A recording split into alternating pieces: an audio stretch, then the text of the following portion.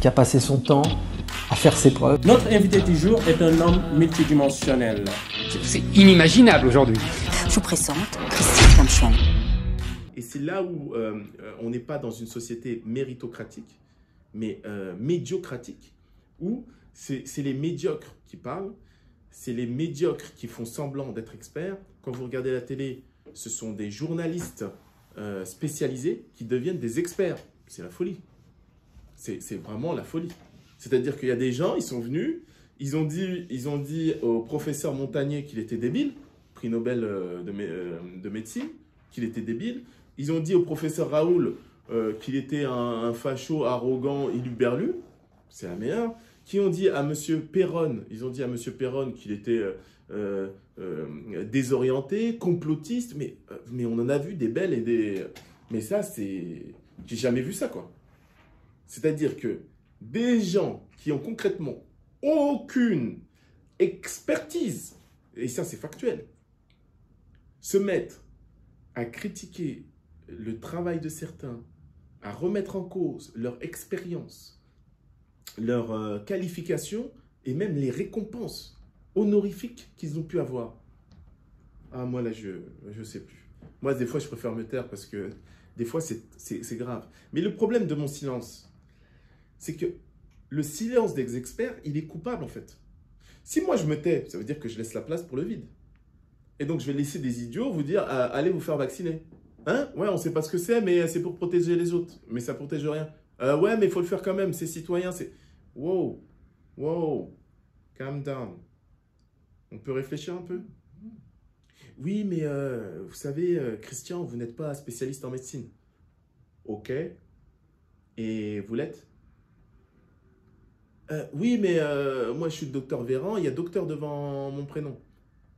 D'accord. Ok. Ok, d'accord, je comprends un peu. Et sinon, tu as peut-être un conflit d'intérêts qui explique peut-être ton discours. Oui, mais je suis quand même docteur. Ok, d'accord.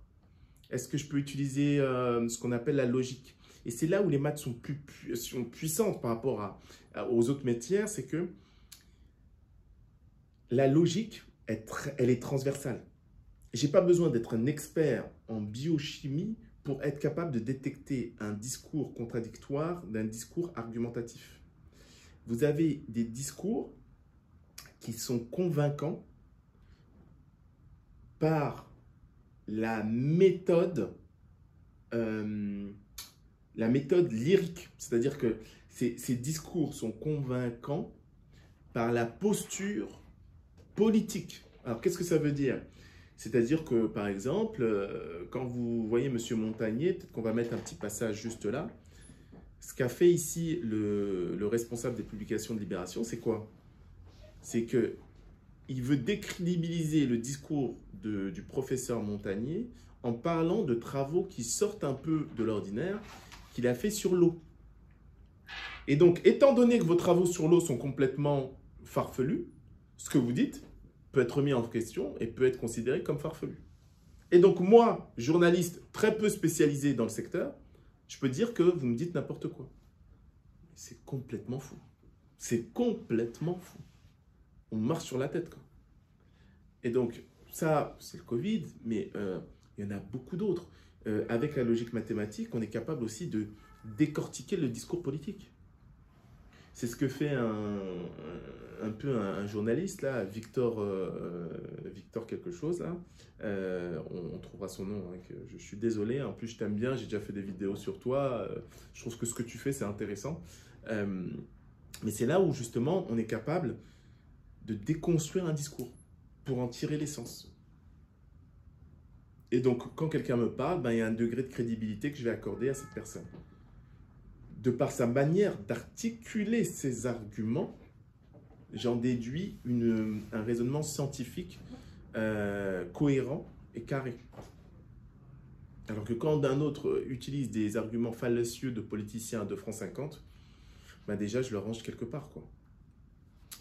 Donc maintenant, c'est à vous de trouver les clés qui vous permettent de classer quelqu'un vis-à-vis de son expertise de détecter où elle se trouve aussi, cette expertise.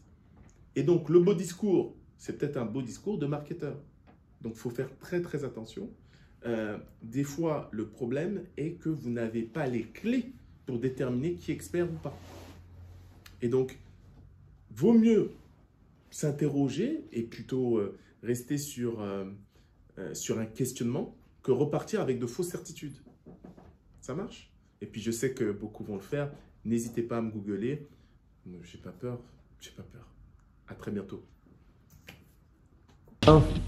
Qui a passé son temps à faire ses preuves. Notre invité du jour est un homme multidimensionnel. C'est inimaginable aujourd'hui. Je vous présente Christian Kamchouan.